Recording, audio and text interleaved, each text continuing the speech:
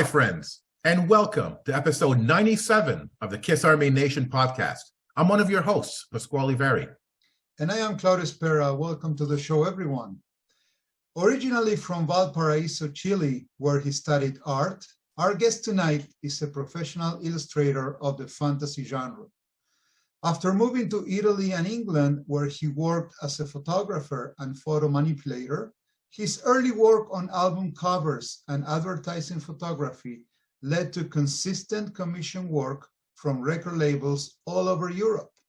His work portfolio ranges from album and book covers to comics and conceptual design.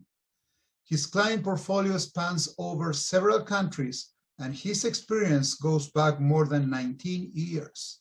And of course, he's a huge Kiss fan and has done work related to the band. Ladies and gentlemen, please let me introduce you to our dear friend, Claudio Bergamin. Welcome to the show, Claudio. Thank you for having me. Happy to be here.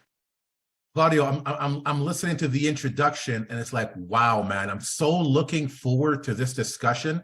Our listeners will not be able to believe the list of high-profile acts you've worked with. And we will talk about your past and present projects. But before we do that, like Claudio said, we know you're a huge Kiss fan, but how big a Kiss fan? How did you get into Kiss? Shit, that's a hard question. I mean, it's not hard. I just don't remember the exact moment I got into Kiss. I think I had a bunch of magazines from Spain back in the day, like when I was like 12 or 13. And those magazines had different artists. And I remember I was always drawn to the ones that they were more visual, more that had a kind of put up a show, or maybe used costumes. And obviously Kiss stood out. I mean, they even though I didn't know the music, I remember looking at them, and way before that, maybe when I was maybe 8 or 7, and always being drawn to them. But I guess when you're 7, I wasn't thinking on getting my own music. I was just listening to whatever my parents were listening to, the Beatles or something like that. But I remember, I think it was, I started going to record stores to hook up with friends, right? That was the record stores, for the Gen Zs watching the show. The record stores back in the day were, for all intents and purposes, what today is Facebook.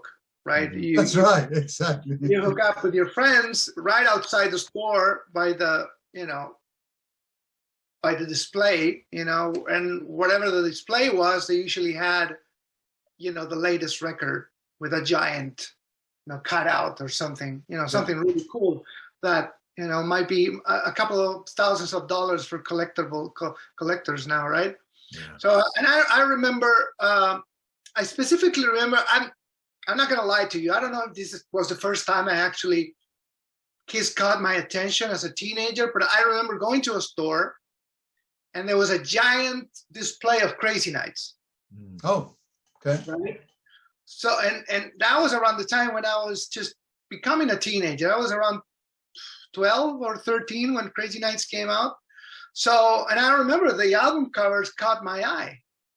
I mean, even though it wasn't Kiss in makeup, I thought the album cover was very creative and it looked cool, and it was like pre-Photoshop. It was something Dennis did with a bunch of mirrors. It's actually real mirrors. Did you know that? It's not Photoshop. It's they hang pictures of the band from the ceiling, and they arrange a mirror that was broken over a black velvet. Oh, nice. And I didn't know that. Okay. And they tilt the mirrors to reflect the pictures that they were hanging from the ceiling. Oh, look at that. Okay.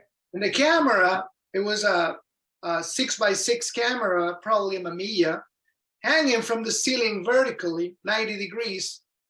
And that's how they did the cover of Crazy Nights. It's one shot. It's not cutting up, or it's not Photoshop. It was, those guys back in the day really had imagination to do these kind of things. So anyways, I got sidetracked a little bit. But I remember Crazy Nights was the first, I think it was the first Kiss album that I got on cassette around probably maybe January 1988, around that time. Now, was Crazy Nights the visual that attracted you to Kiss, or was there some other visual that you felt? Oh, it was Kiss was all over the place. I mean, in the 1980s, it was a young band, so they were in the magazines, so you would see them. You know, it's you would open a Spanish magazine or an Argentinian magazine, and sure enough, there might be a Kiss article, right? And usually the articles would feature pictures of the band in makeup, because it was unavoidable. Even though the band wasn't wearing makeup at the time, an article will always have a picture of the band in makeup within the article. So you would realize that there was a lot of history to this band, and you were starting kind of okay, so why are they not wearing makeup now? So I have to find out. And then you go back and just listen to, and then you realize that they had like 20 albums, you know, like 1987, you know, it's shit, I have to catch up, right? So then it became an obsession. I started, whatever Kiss thing I would find, I would just buy it, you know, magazine or records or cassettes. So I still have all those things back in some box somewhere. Oh, cool. Now, being an artist, you know that, artwork tries to convey the spirit of its subject. So when you saw like the visuals of Kiss, did you feel that the visuals conveyed the spirit of their music?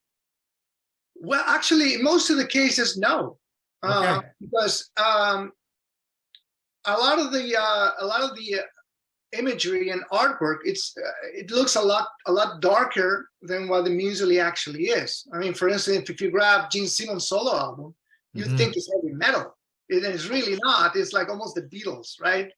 So there was a lot, and that, I think that led to a lot of misconceptions and misunderstandings, you know, back in the day where, you know, they were labeled as satanic. Right. And because the imagery was very intense and it was very theatrical, but the music in a lot of cases was very bubblegummy. You know, if you listen to Love Gun, it's very bubblegummy, you know, so, and it has nothing to do with the blood and the vampire, but somehow he made it fit, you know. So I would say kind of it's a mood question, because the Kiss imagery is so diverse. I mean, you have everything. They did, you know, the 70s with the makeup, and then in the 80s they dressed in animal prints, and then they went to leather, and then they tried to fit in as the LA hair band. So it's so diverse that it's hard to pinpoint what is Kiss in terms of music and imagery, you know. It is true. We always talk about that, you know, in the show. And after 50 years, even though, you know, Kiss is well recognized by the makeup, there's so many different eras that, yeah, it's true. You cannot put them in a box. Absolutely. Well, and that's what happened when business, it's a lead motivation for what you do.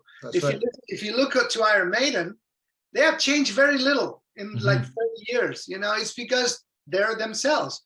But Gene and Paul, they have visions, they have plans. So whenever they do something, they plan way ahead, and they hire photographers and filmmakers and wardrobe design people. So they design. That's what they do. The package, the whole package. Yeah, absolutely. They design to look in a certain way, you know, and that they know, you know, what looks cool, right? So, well, not always, if you look at the Asylum video. But even then, even in Asylum, I thought it was great, you know, because I mean, it was what everybody was doing. I mean, if you look at the Ozzy videos, he was looking even more ridiculous, you know. It looked like, you know, some old lady from a hair salon, you know. It's true. So I don't know. I think that one makes Kiss so fascinating, that it's they've done everything, and it's whenever you look back, you need to find out everything about the band. So that's how everybody started. You know, it's like, I don't know, Star Wars or Star Trek. True. True, so true. Claudio, you know, as we always say here in the Kiss Army Nation podcast, you know, Kiss has led us, the fans, to immerse ourselves into the most diverse projects that sometimes have little or nothing to do with the band. So how did your passion for photography, art, and design start? Well, initially it wasn't so much of a passion as it was something that kind of, you know, made sense. I mean, you have to stick to what you know. So I was good at it. Probably one of the few things I was good at it, and it just made sense to go study art. And I got my major in photography because at that point I thought it was probably the only of all the art disciplines that would give me money right away. I could start doing. Actually, I started as a product line photographer. I was doing chairs and shampoos and all kinds of those things back in the late 90s, right? So that's how I started. I started as a commercial photographer, and got jobs from some friend's dad, and that's how I started. I just started doing whatever, models sometimes. It was just whoever needed a photographer, I'd be there. Okay. My camera.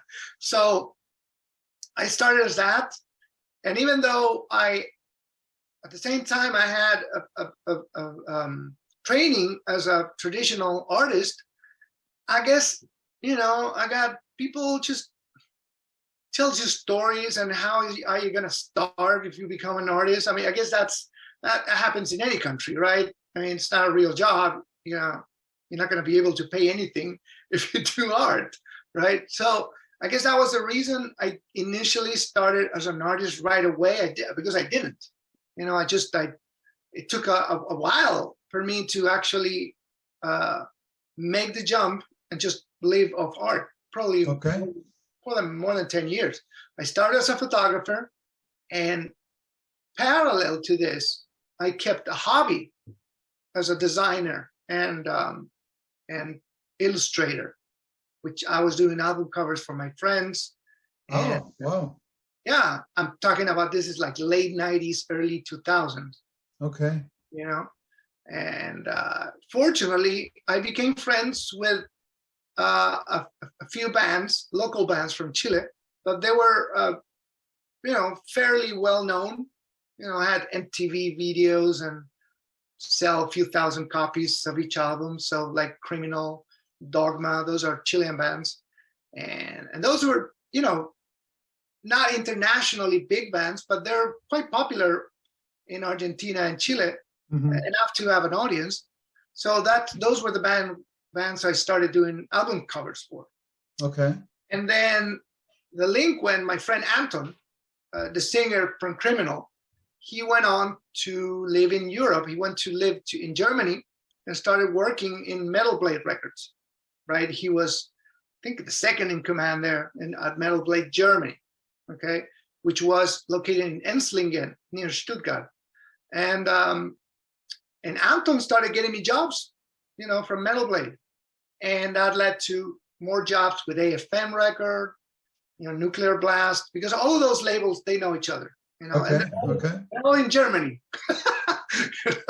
So they're all in Germany and pretty much in the same region near Stuttgart, and that's south of Germany. Okay.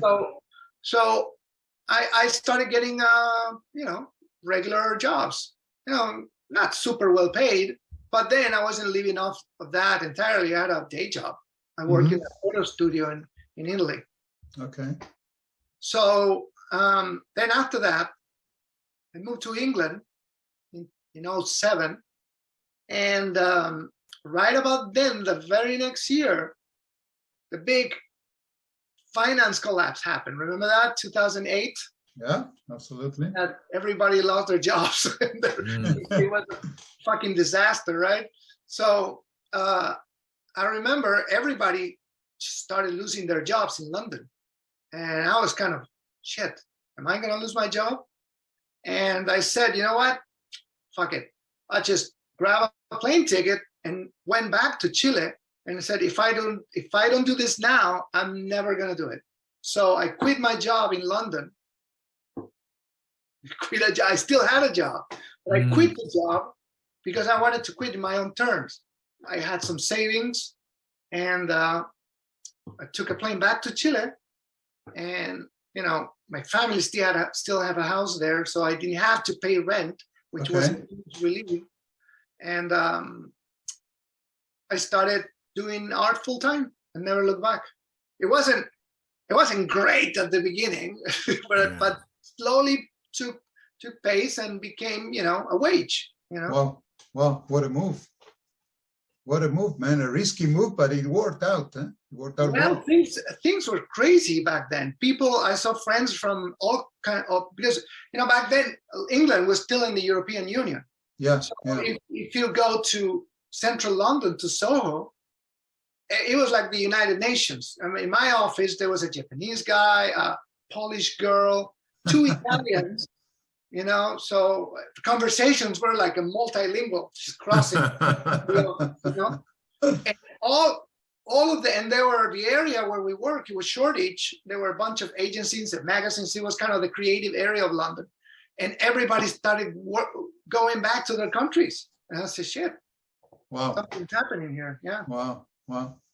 Yeah. So Claudio, given your extensive work in art, who are some of the main acts that you worked for? Some of the biggest acts you worked for? Well, obviously Judas Priest. That's the biggest one. Okay. But then I've worked with Accept and Rata Blanca from Argentina. I'd say probably Judas Priest, Rata Blanca, and Ariel Lucasen. Those are the 3 biggest clients I've worked with. But I have other cool clients as well, and not just from the rock scene. Just I have clients in other areas of pop culture. I've worked with Battle Beast, it's an uprising Finnish band. Dangerous Toys, which I became really good friends with Jason, the singer. What else? Well, I recently did the cover for the Burning Witches. Okay. Okay. A Swiss band, an all-girl Swiss band. So, and they're also on the way up, I think. The way up.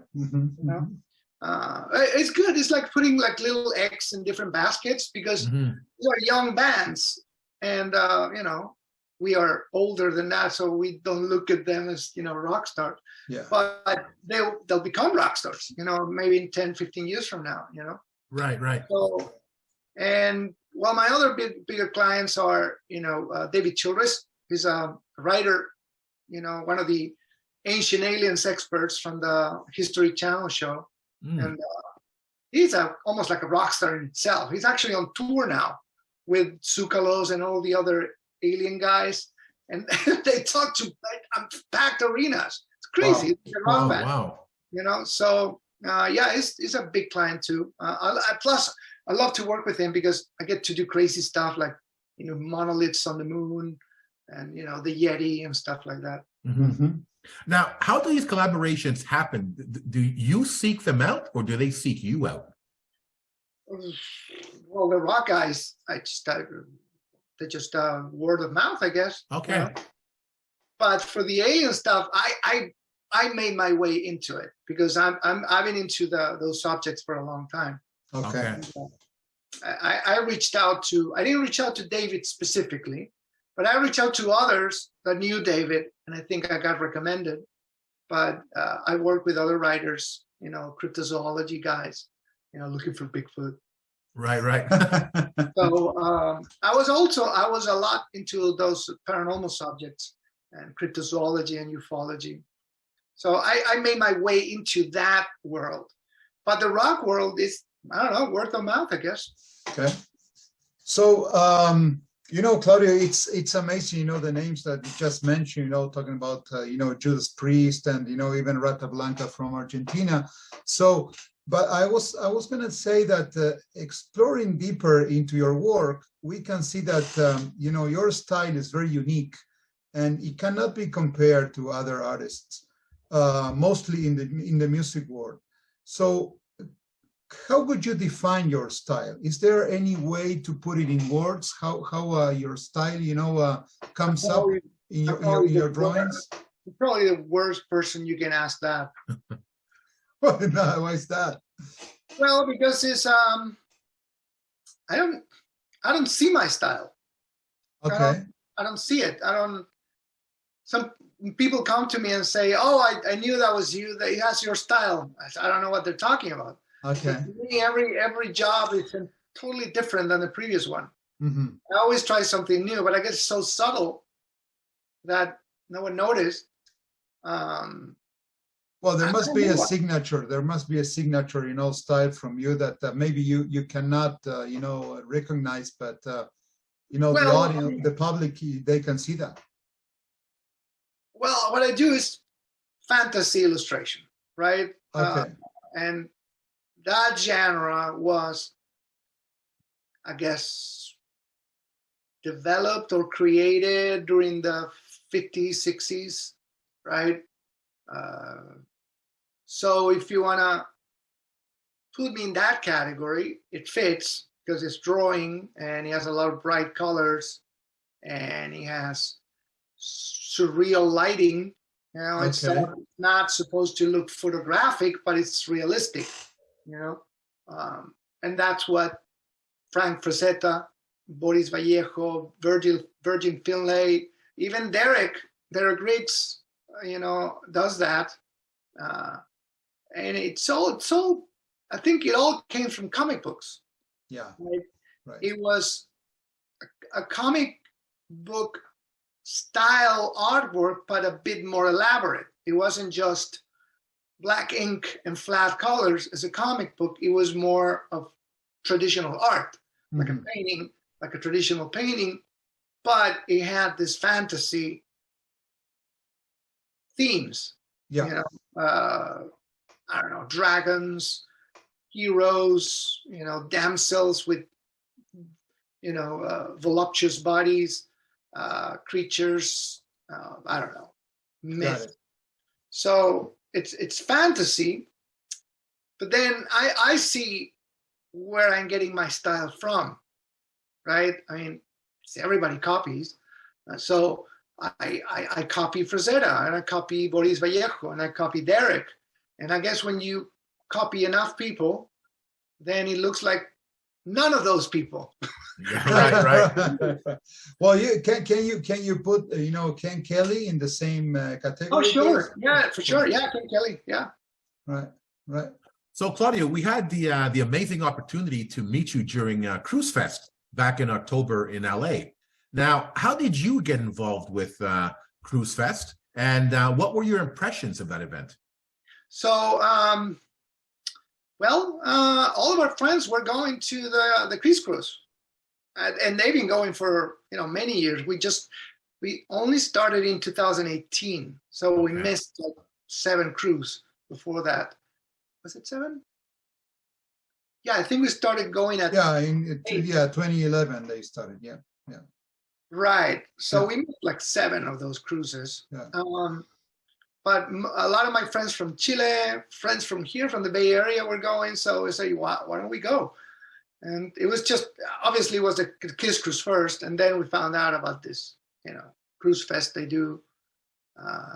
And we went to the one where Vinnie Vincent was the main attraction. Right, yeah. Which was in Miami. So I don't know, I guess just part of the Kiss community, you just get drawn to those things.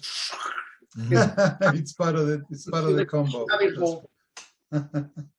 So Claudio and I, as you know, we attended Kiss Cruise 11, and Claudio and I, we both agree that it was the best cruise in our opinion.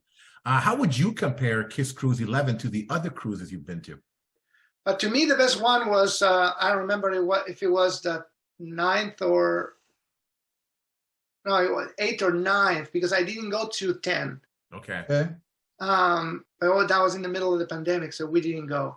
But we went to 8th and 9th, and one of those two, can't remember which one.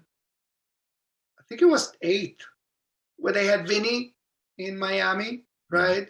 And Ken Kelly was there, and Lydia Chris was there, Bob Kulick, and then the cruise was just amazing. They had Ace, they had Bruce. Oh, that's the one. Okay. And they almost recreated the Unplugged '95 on stage. You know, they did everything. They played Rock and Roll Night with the whole band and everybody. And to me, that was the best one. Okay. Okay. So it was because it was just an explosion of Kiss. It was like a week and a half of just ultra Kiss, you know, and we got to see like almost all of the members in 1 week. You know? That's right. It's true. So, it's true. It's true. So to me, that was the best. But, you know, we have had the same amount of fun in all of them because they're fun, you know. Yeah. Are you planning to go to the next one, even though maybe they don't play in makeup? Probably not, because it has become, I don't know. I'm not trying to complain, but I think they should have more bands on the cruise. I mean, the reason is obvious. I mean, they want more money for themselves. But if you look at other cruises, like the Monsters of Rock cruise, they're cheaper than the Kiss cruise, and it's like 1 million bands. Okay. It's 1 million bands. You see the rooster is this big. You see the Kiss cruise like 5 bands, right? So, and I know you'd say, oh, wait, are you going to see the other bands or are you going to see Kiss? Well, I don't know. I mean, maybe they should spice it up. So I think we're going to switch to the Monsters of Rock cruise. Okay. Got it. Okay. I know. I can't imagine. There's so many acts. Even the Kiss cruise, we can't keep up with that. I can imagine trying to keep up with all the acts on the Monsters of Rock cruise. Wow, right? That's a good question. I think they start earlier. Okay. They start around noon. Okay. And they go nonstop until midnight.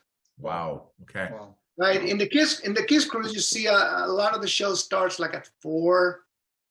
Yeah. So I think it's longer. It's just like our European festivals. If you go to a European festival like Wacken or Up from the Ground, band starts at 11. Wow. And they have like 5 stages. So that's even harder. Hey, Claudio, you know, speaking of Kiss-related themes, you were commissioned to create the cover of the classic '78 Phantoms album. Oh, yeah. How did you get involved in such a project? Tom reached out. Tom, okay. He knew me somehow, and he reached out and said, can you do a Kiss-looking album cover? And I said, sure. And then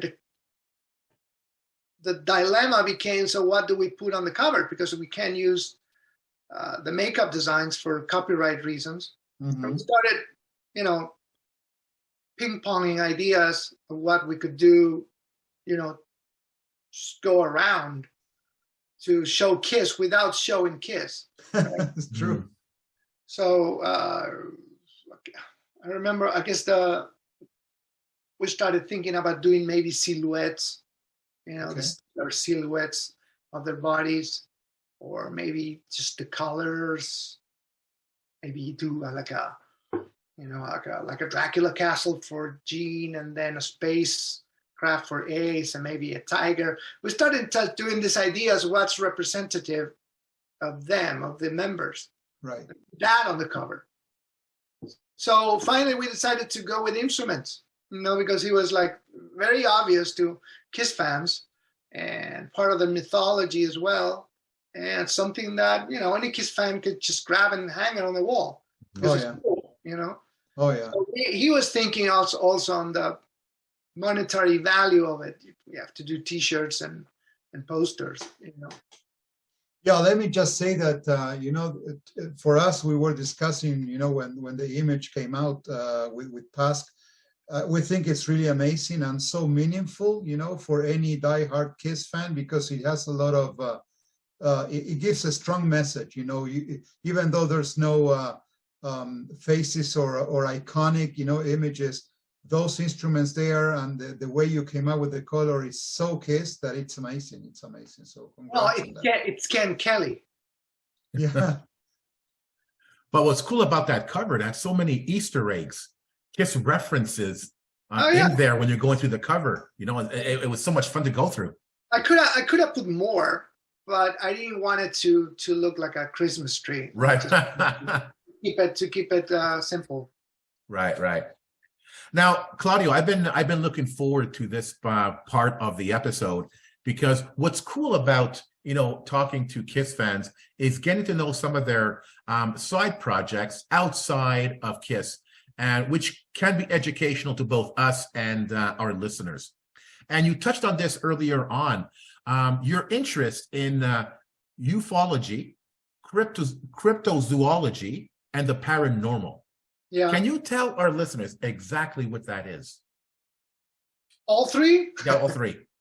Well, cryptozoology is the search for uncategorized animal species. Okay. So it's basically an animal that hasn't been studied by zoologists or scientists, which, it happens more often than what you might think. Not necessarily with Bigfoot, but species every day, well, maybe not every day, but certainly often, new species of insect gets discovered, or a new species of giant squid, gets discovered. Animals no one has seen before, then they have managed to stay hidden. 20 years ago, they discovered this kind of armored fish on a river that it was supposed to be extinct for 1 million years. They found one. So that's cryptozoology. It's basically the search for unseen species of animals. Okay. So Bigfoot or the Sasquatch falls into that category. It's a primate that hasn't been, studied yet. Whether the evidence is compelling or not, that that's the discussion, Mm-hmm. and that's where the debate is, Okay. Ufology is, as the word says it, is, the study of aerial phenomena, unidentified flying objects. Whatever it is, I mean, whether it's something, a natural phenomena that is unexplained or unstudied, a type of craft that is not from here, or whatever it is, that's a UFO by definition. If you see something in the sky and you can't identify it, that's by definition a UFO. Mm-hmm. Whether it is just a strange weather phenomena or a spacecraft from another planet, That's it. that's anybody's guess. Okay. But that's ufology. And what was the other one? The paranormal. Oh, the paranormal. That's more wide. Because I would say in a lot of cases, ufology and cryptozoology falls into that category. Okay. They get overlapped sometimes.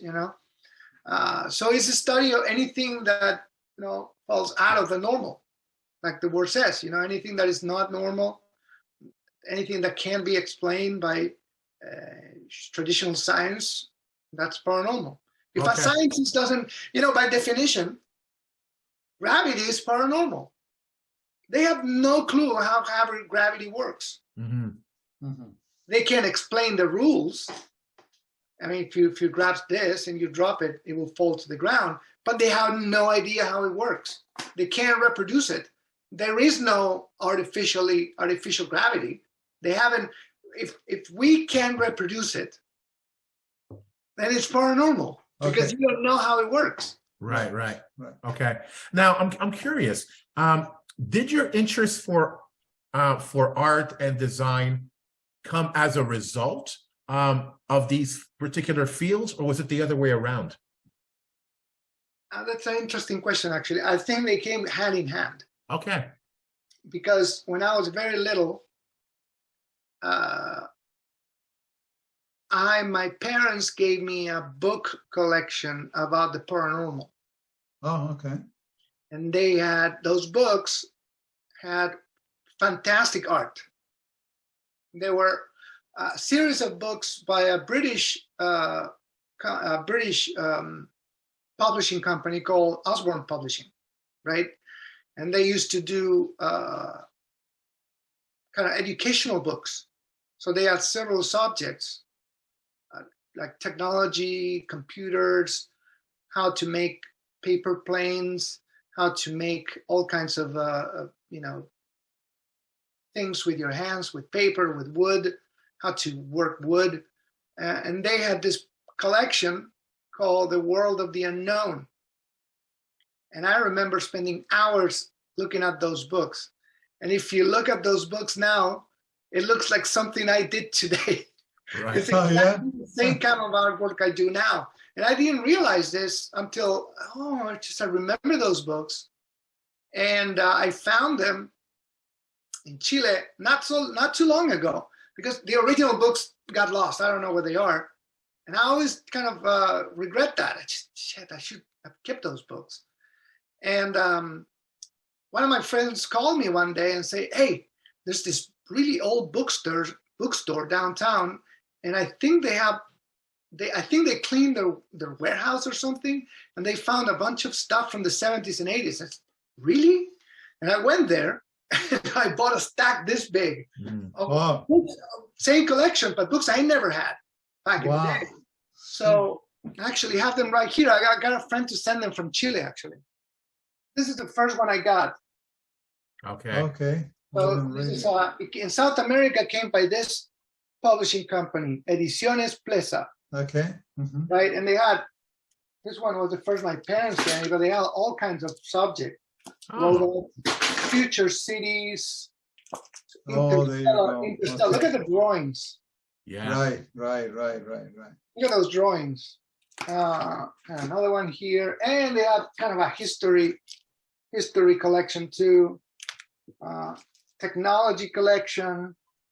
Oh, that's cool. Well, that's interesting, because somehow that got stuck in your head, and then when you find yourself drawing, there was a connection. That's why I said it came hand in hand. And this is a collection that actually kind of shaped what I do now. Oh, nice. Ghosts and UFOs. I love how it's all interconnected. Look at the drawings. Very cool. The drawings are super cool. So I think this is where it all started. Okay, nice. That goes full circle, man. That's awesome. I love it. I keep thinking of that. Hey, Claudio, we're wrapping up the show, and we would like to give you, the chance to share with your audience and our audience what you're into these days with your amazing activities. So, what are your ongoing and future projects, and how can people get access to your art and to your products? Yeah. Right now I'm working. I just wrapped up a new illustration for my friend Richie from Judas Priest. He has a new band called Elegant Weapons, with his buddy from Uriah Heep, Davey. Davey's a great player in Uriah Heep. So, I think the drummer plays in Accept. So it's a cool band, and I've been doing their artwork for promotional. So I think one of the images just got released today. Okay. And what else? I just did the latest cover for my friend Arian Lucasen. He put together a new band called Supersonic Revolution. So he wanted this kind of a trippy looking LSD type of album covers with bright colors, right? Yeah, I saw that. So that's that. And now I'm planning to start finishing the series for Travis Walton, Fire in the Sky.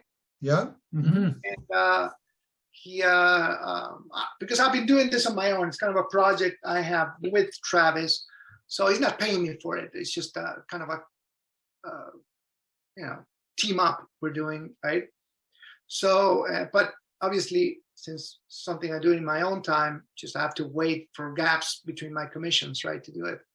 So I think I'm going to finish now all of that, and Travis is going to release an expanded edition of his book with new artwork. So I think that's going to be I guess it's going to get a lot of attention in the ufology community. And I don't know, maybe after that, maybe Judas Priest, I don't know. They're putting the final touches on their new record. And I proposed a bunch of ideas, but Who knows? I don't know. Mhm. And how can people get access to your Oh, yeah. products? Well, I'm on Instagram and Facebook, and I think both of them, it's Claudio Bergamin Art, Okay. both. And my website is bergaminart.com. Okay. Okay. So there you can see everything that you've done so far and what's coming up to. Mm-hmm. Super. So in closing, one final question. It was interesting how you showed us all those comic books of your different various interests and how those were your inspirations for what you're doing now. Was KISS any part of that inspiration? Yeah, for sure. Yeah, I do remember being very impressed by the cover of Destroyer. Mm-hmm. You know, that was very impressive. You know, and the comic books were always there too. You know, the original Marvel comic books. Mhm. So yeah, for sure it was. I mean, if you're into a band like KISS, it's because you like visual things. You know, I mean, and if you talk to people who don't like KISS, those are people who don't care what any of their bands look like. You know, they could be just walking out of a rehearsal and just dressing with street clothes, and they don't care. Yeah. But KISS fans obviously have a preference for something that is highly visual. You know, Mm-hmm.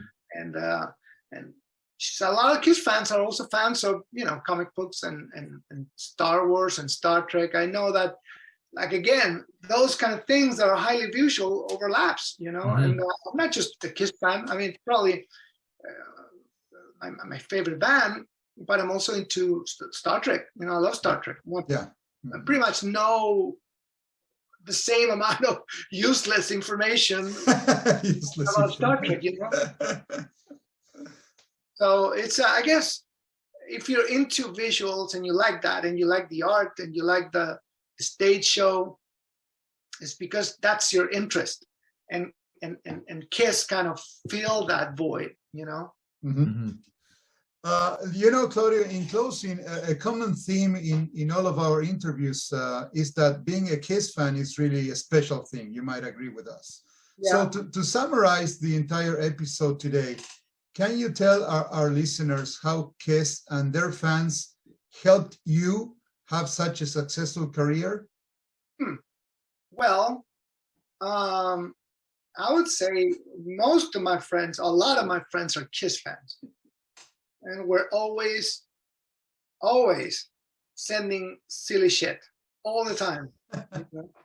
So I guess being friends with that kind of people, like you guys, my friends, you get to overstimulate it all the time, like constantly, because Okay. you get either photos from the band, or you get articles, or you get nice bootleg videos. So I guess that kind of how could you call it? That level of interest Mm-hmm. in one subject makes you care about things. I when I do something, I care. In my collections, for instance, I have all my KISS records ordered, by year, and so I guess being part of a community that pays so much attention to the visual and the collectible part of it makes you have ideas, ideas for advertising, ideas for promotion. And a lot of, what I learned from KISS, or let's just say from Dennis, from my friend Dennis, is that kind of logic you put into creating a design that is meant to either promote something or represent something. Okay. So I would say one thing is the collectible side of it, which you get from your friends, right? So which I put into, I don't know if you know this, but there's a band in Chile called Iron Spell. They play heavy metal, and I used to play in a band, but now I do their artwork. I always done their artwork, right? And we put a lot of that collectible mentality into everything the band releases. Okay. You know? So it's not, if you look at it, it has nothing to do with the Kiss artwork. It's more heavy metal, more, you know, Quiet Riot, Iron Maiden, that type of thing, right? But the collectible aspect, that comes from Kiss. Right. You know? That's right. That's right. You do 2 editions of the same album, and one edition the logo is red and the other is blue. And there's crazy enough people to get both just because of that, you know? Yeah. So that's something that obviously came from Kiss. But then the design part, that came from Dennis. You know, I've known Dennis like from the distance since I was a teenager, because I'm always looking to the liner notes, always. Yeah. Who is this guy? Who's this guy? Right. And Dennis, his name was in every Kiss album until I think Unmask. After that, they started crediting for Howard Marks advertising. Yeah. They stopped giving Dennis personal credit. But Dennis's name was there. Yeah. And I was like, who is this guy, Dennis? Right. And it took like 30 years to actually reach out to him and say, hey, I admire your work. I love your designs. Do you want to do a show with me? So to answer your question, I would say the marketable side of Kiss comes from the fans. And I see what fans like. You know? I see what they like. And I apply that to a lot of jobs. And the design part, well, Dennis was a big part of it, along with Derek Riggs, you know, and other great designers of that era, like Storm Thorgerson for Pink Floyd, Hugh Syme for Rush, Right. you know, and you know, all of those guys, because they invented a certain aesthetic. Exactly. That defined the 80s and the 70s and the 80s, you know. So I would say that side played a huge part on what I do. You know? Right. Great response. Great. You know, Claudio, it's been extremely, you know, educational and a true pleasure to have you in the show. You know, it's I never thought we were gonna kind of run an episode and talking, you know, all the subjects that we're discussing here, not only Kiss. So it's been really a true pleasure. So thank you so much for being with us and give us your time. No, thank you for having me. It was fun. No, I was saying at the beginning of the episode, this is going to be an interesting discussion, and it truly was. You know, people often ask, you know, why are Kiss fans so unique to other music fans? And Claudio, like you said, it's because we have all these overlapping interests, and it's these interests that connect us. And you really explained that well tonight in terms of why Kiss fans have this interconnectedness and why Kiss fans are so special, and how Kiss fans, in a sense, have inspired all of us in our respective careers or respective projects. And I think that's something that no other music fan or any fan of any genre could claim. Yeah, well, like we were saying earlier on the show, I would say that the most fascinating aspect of Kiss is the crazy diversity they have gone through the years. Exactly. You know? And then when you go back and you read, books like the ones Julian Gill writes, and you started looking at the reasons of like, what on earth were they thinking when they did, I don't know, The Elder? I mean, are they crazy? I mean, it was like shooting themselves in the foot, but somehow it got approved. It got paid by the record label, and it got released as a physical form. And just how could no one before that realize he was going to flop? You know, and then you go back and read that and say, that's why, you know. And so Kiss kind of encourage you to find out why certain things happen that if you look at them linearly, they don't make any sense. That's right. You know? So you would, I mean, like when I was getting into Kiss and I didn't know much about the band, I would grab Destroyer and then the elder, and I was like, how Right. come it's the same band? I have to find out what happened between this and this, because I have to, you know. So the collectible side of KISS also go for information. You know, you have to know this. You know what I mean? So I guess I don't know what it is first, like the chicken or the egg. Right. KISS attracts certain kind of people that like to know these things, like to find out, they're curious, and they collectors. I mean, my point is, would they be collectors anyways, Mm-hmm. even if they weren't into KISS? You know what I mean? So Right. I guess the question is KISS does KISS attract a certain kind of people, or certain kind of people become that because of KISS? Right. Good point. That's a good one. That's a, I love You it. know what I mean?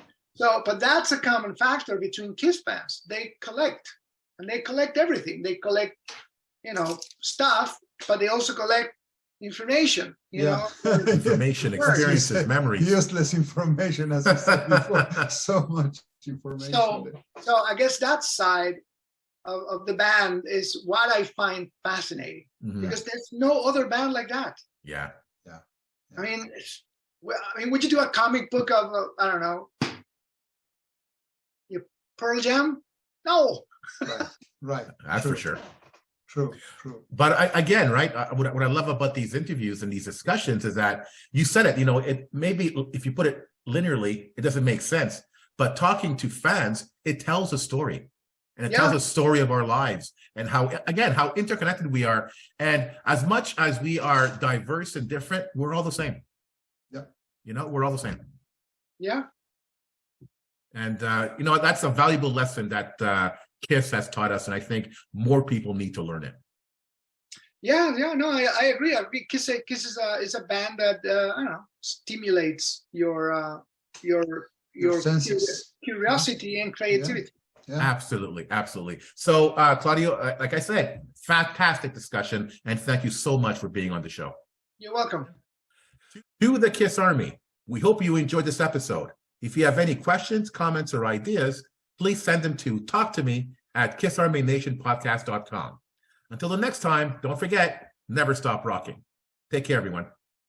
If you enjoyed this episode, like and subscribe on YouTube or follow us on Spotify, Automatic, iHeartRadio, or wherever you listen to podcasts. Don't forget to make yourself heard. Leave us a comment on Facebook, Twitter, or Instagram. See you all soon, KISS Army.